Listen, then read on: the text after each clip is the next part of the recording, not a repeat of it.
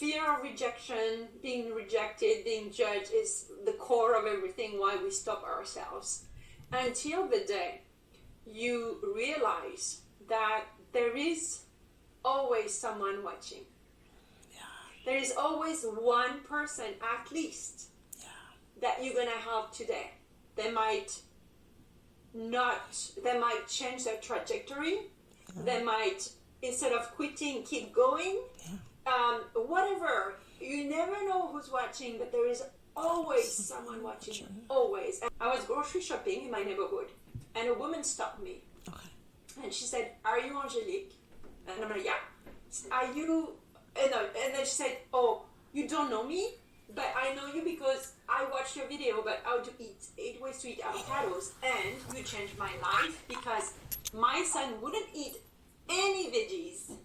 And thanks to you, now he does. And he loves avocados." And that day, that's really what the shift was. That was my avocado moment. Like, I am not allowed to stop because of my own fears. There is someone behind the screen who is exactly looking for what you have to say. That day changed my life, and I never stopped showing up.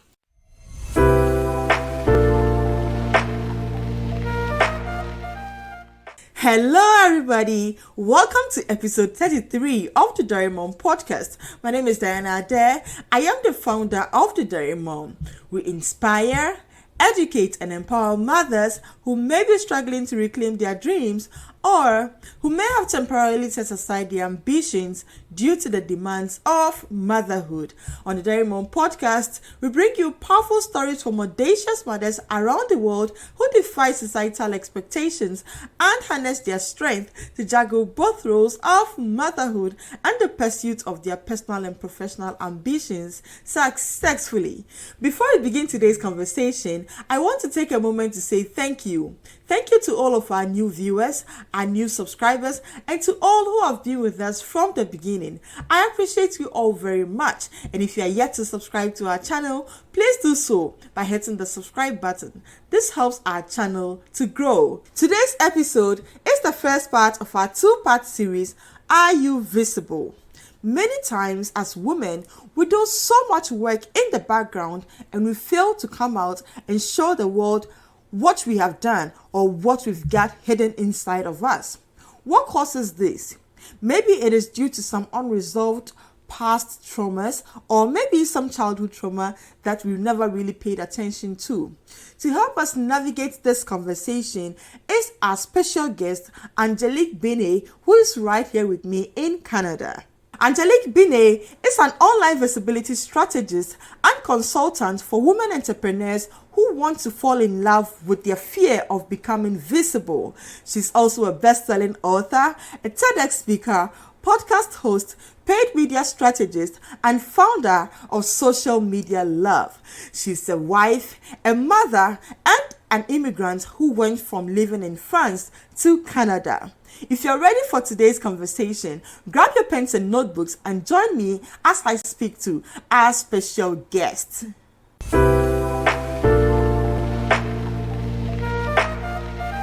Hello, Angelique. Welcome to the Derry Mom podcast. How are you doing today? I'm super happy to be with you, Diana, because it's one thing when you meet someone online and then you actually have a conversation. Like, we're so lucky to have those tools. I know, because of technology, we can connect, with one another from all over the world. And I'm so happy I have you on my podcast. I mean, you're a big woman, like you recently had a TEDx talk. That's big, Yeah, I'm still integrating what happened last May. 2024, right. I saw you on that big stage. I was like, oh wow, this is super impressive. I follow you. You're a social media lover. You are a neuro identity evolution practitioner. You coach people on their limiting beliefs and bring out the best in them, right? And so today we want to dive into Angelique, who Angelique is, what got you to the point where you are now speaking about visibility for women. And this is a very important subject. So we want to dive into all of that. And as relates to motherhood, because this podcast is for mothers, how can mothers become more visible? How can we chase our dreams and not, restrict ourselves? So let's dive right in. I want to start from your background in terms of childhood. What was it like, parenting dynamics? What did you observe, and how did that shape you as an adult? Yes, so where I am talking you from right now is Canada, which is I came to the world on the other side of the pond in France. So I'm from France originally, from a tiny village of 250 people. My dad was a farmer, we had a farm, and my mom was a teacher. We were like living in the fields, basically. Yeah. So socializing was not, like you were not like around people, you were like just in the fields and had a few friends. Yeah. But I spent a lot of my childhood in the fields with my cat and my dog. And so when I was not at school, I would be in the field. And we would walk, and I had a secret corner in the woods. Maybe, I don't know, a 15-minute walk from the farm. And I would grab my cat and my dog, and I would go there. And I didn't know that at the time, Diana. I thought it was my little corner, and this is where I would go, and I would be dreaming about the world. And I was always very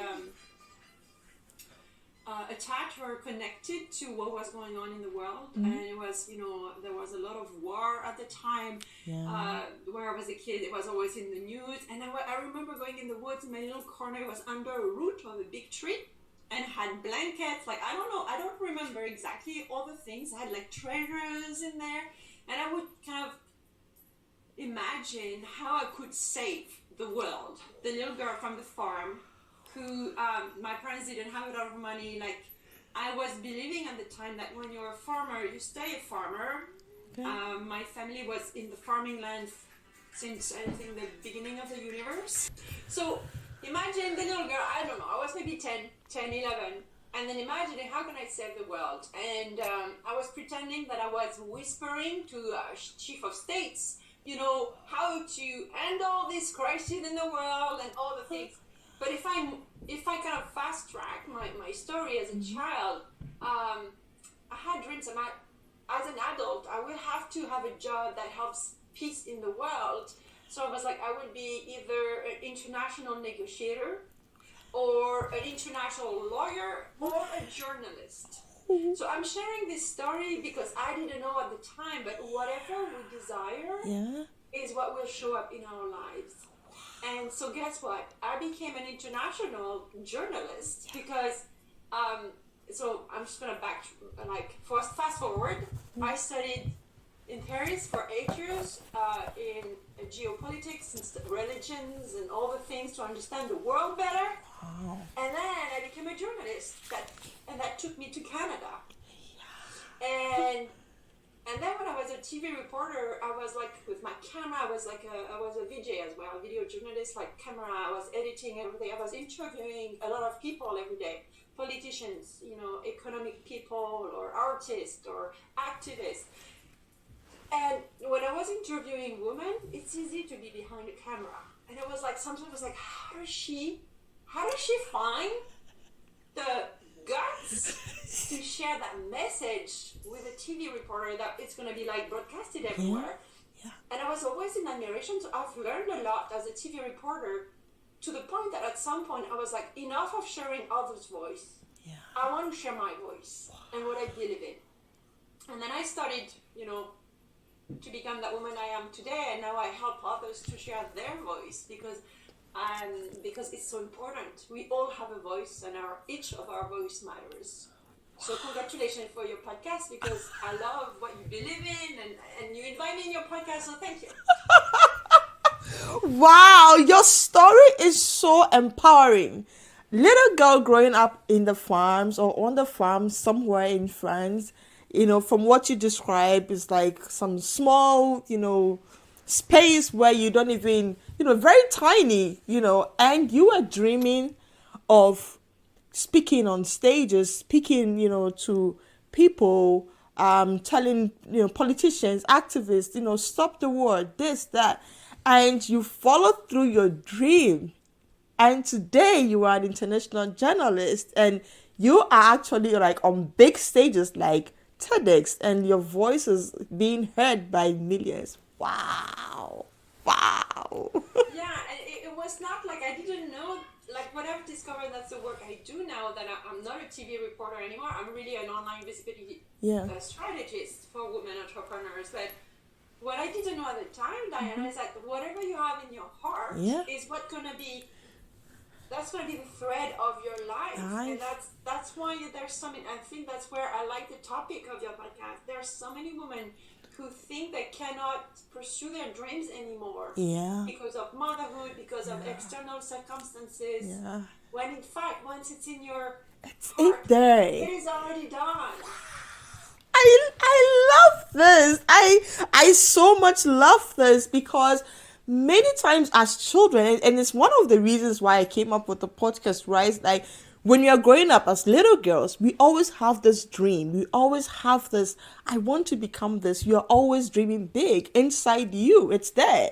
But then when we grow up, we have all these layers, motherhood, adulthood, work, everything. And it's like, okay, then you begin to push that dream down and you never tend to realize it. Wow. And that launches into what you are currently doing, actually bringing out what is inside, outside, for women out there, because you have seen women through your interviews as a journalist or as a video journalist, seeing what audacity some women have to actually like speak boldly. Then you realize that we have something. So tell me about that experience. Like, how did you come up with this whole online visibility thing for women? Tell us more about that.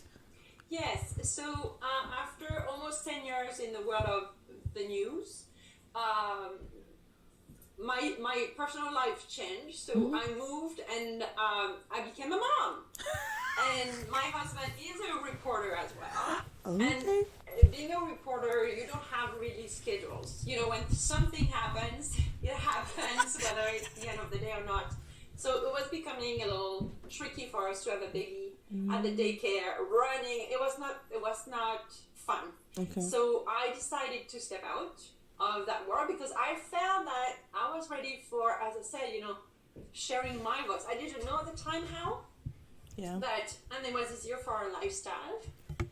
And then what happened is that when I started to make more space in my life, I realized that I had been pushing through for years. Mm-hmm. And at the time I didn't call it that way at the time, but I was bulimic. Okay. So the bulimia was kind of the core of my life. Okay. So I had my life, and then behind the curtain, I was dealing with bulimia for decades. Okay. And what I realized with this, it was my own demon. I was not public about it, but when I started to be very visible about it and started to recognize that I needed help, and that my body was telling me something. And then I started to write a book about my bulimia, like a chapter in a book, like a few years ago. I realized that my bulimia was my messenger, that it was time to, as I was a mom and doing that and dealing with bulimia, I was trying to muffle my voice by eating and eating and eating and eating, right? And I was making myself sick. And that story around bulimia, when I started to understand that how can I renew my relationship with food, because I'm from France, we love our food, right? And what I was doing, I was trying to eat healthy. I was bulimic on healthy food, and I'm like, what is this? And then I decided that I would learn to myself to rebuild trust with food. And then how I did that was by becoming a food instructor for people who were dealing with allergies, because at the time I had so many food allergies. Okay. So I started to become a food instructor. I was organizing bistros at my house because I love cooking. I love, entertaining people. And that became my first business. And that healed my body because I was starting to express myself through food, through organizing classes, through organizing bistros. So that's how I came to business, number one, and stop my bulimia after I think 20 or 25 years of bulimia. Wow. Okay. And that's when I realized that entrepreneurship, it's beyond having a business. Especially us as women. I don't know what you think about this, but I feel that we use our business as the vessel of our mission. And so that's our voice, that's our message. And so I started that business, and then I'm like, okay, well, maybe I could do a real business with this. It's not just a hobby, right? And at this time, what happened is I wanted to apply for a loan at the CBDC. And the same day I was filling up the loan application, there is a section that says marketing. What are you going to do to market your business, your food business? And I was like, oh my God, I don't know anything about marketing. Another thing to learn. And there's so many things to learn, right? When you are in business. And the same day, there's a past colleague of mine who sent me an email, and she says, Angélique, I've seen a job offer that I think would be so good for you. It's to be a social media specialist. But I'm like, girl, I don't know anything about social media. But she said, yes, but look at all the other things. It's really meant for you, and you can transfer all of this. You can learn social media. And so she kind of had a good point, and I'm like, well, I want to try this. And if they take me, instead of taking courses about marketing, I'll be paid to learn marketing, and that's going to help me to build my business case. And at the time, I was a student of Brendan Burchard. Do you know him? I don't know if you know him. No. He's a coach, and that week we were learning how to influence people. So I used the course. I went to the committee. And I influenced them, telling them that I didn't know anything about social media, but I was the best one for the job. And they took me on. Okay. So I was a good student, it worked. But what I didn't know, Diana, is that I fell in love with social media. That's where it started. Wow. Again, it's trusting what is on your path is meant to be.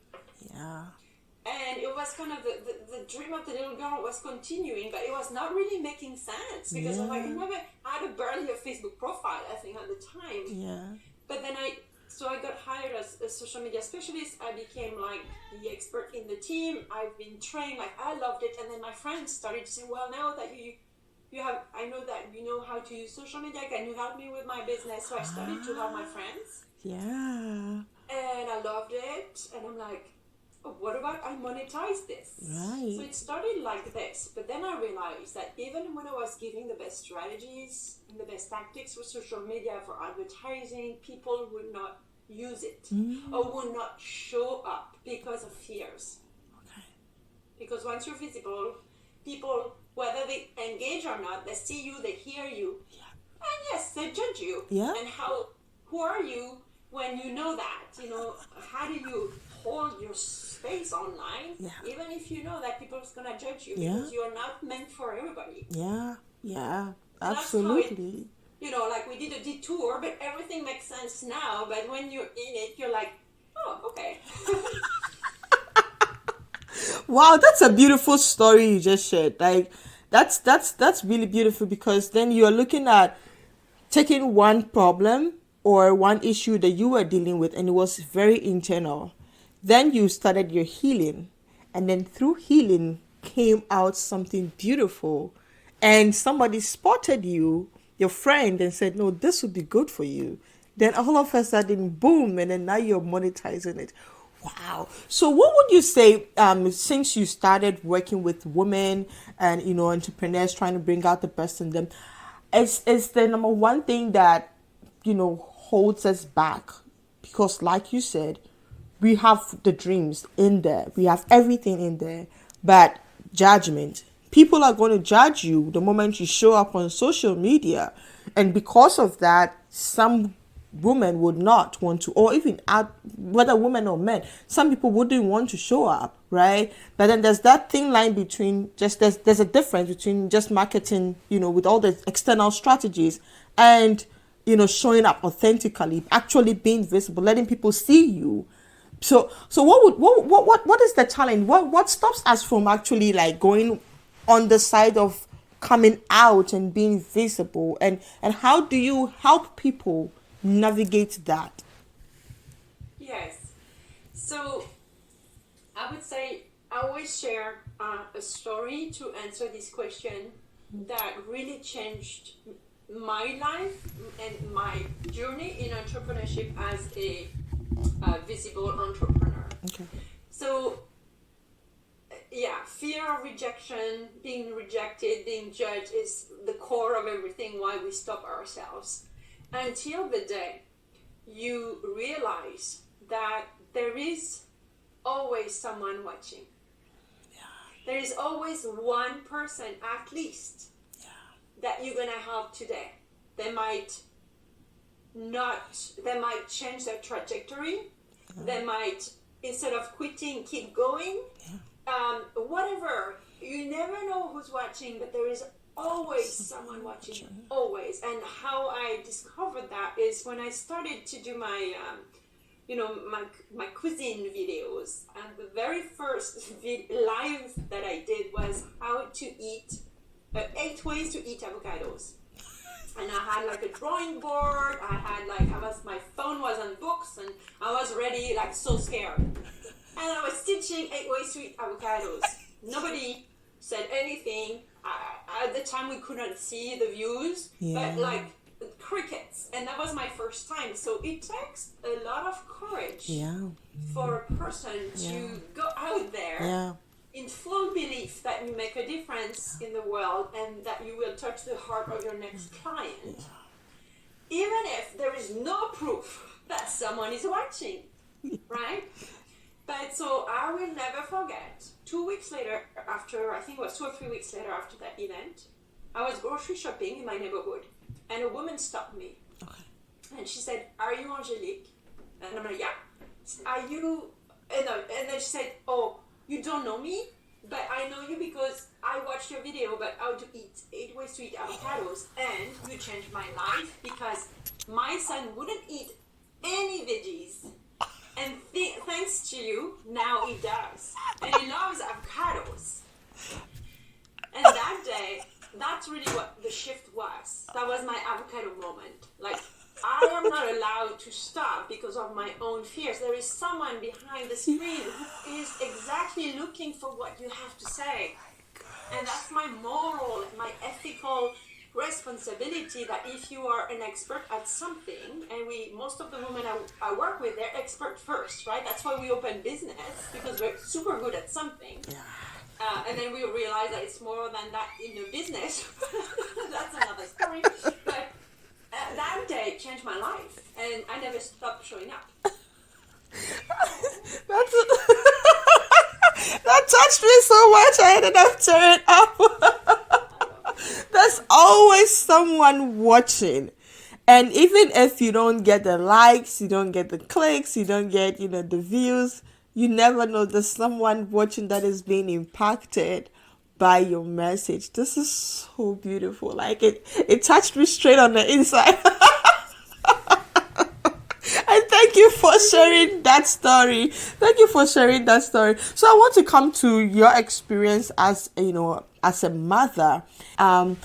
What would you say to mothers out there who find themselves in this situation where they want to make an impact, right? They want to come out. They have something to share, but then they're scared. Something is holding them back.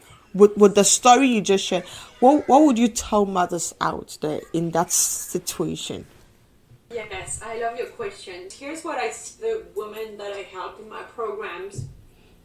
is that there is a conception that before you are officially the business with the site, with the sales page and all the things, you cannot do anything. And so that's, to me, it's one sign that you're hiding. You're waiting for the website you don't even want a website, but too many women are waiting to have those tools in place before starting to share their message. It takes so much time to build an audience, especially if you want to use the online world. It takes years, right? So we don't want to wait for the perfect timing. And that's something I didn't know. I thought I had to do all the recipes that everybody's giving. That are good. They're all good, by the way. It's just, your message is already there. So it's always about how could you share it that in a way that feels easy for you. And maybe you don't start in social media. Maybe you really desire to share and you gather 3 or 4 people that you think would be interested, and you do a poll where you have discussions. It's like a muscle building, sharing your voice. Or maybe you're a busy mom and the kids are running everywhere when you're in the house. You're like, well, how am I going to do it live, Well, you use your house dynamics in your life. And then what happens, people see that you are so authentic. Like whatever is your circumstances right now, this is you now. And if you have a message, we don't want to wait for the website and the sales page and have an offer. Start by sharing whatever is in your mind, and don't keep what you believe inside of you. Like, it's not something that you can do right away because there is so much around imposter syndrome and stuff like that. But believe or borrow my belief that you're gonna flip the coin for them. They're gonna be like, oh my God, I needed to hear this. I'm gonna reach out to you in the DM and say, oh my God, you were in my mind. Did you read my mind? And then you're gonna start to attract people that exactly need what you have to offer, right? That's a tendency that I see. I don't know what to sell. It's just our mind that is trying to make it like perfect. That's a way to stop from doing it, which it works, right? So make it messy. Show who you are, where you are, and give it a try, and trust yourself, and honor your voice. That would be, and there is always someone watching. I'm coming back to this. There is always someone watching that's gonna receive whatever you have. There's always someone watching. There's always someone watching. That's where I drop the pin. That's the core of the message. There's always someone watching. This is really beautiful, and it's an encouragement to everybody out there, especially for mothers, because when we become mothers, the kids, work, everything is just one layer upon the other. But never forget that there's something hidden inside of you that somebody else needs to hear to change their life in a way which you never know. So go out there and then shine.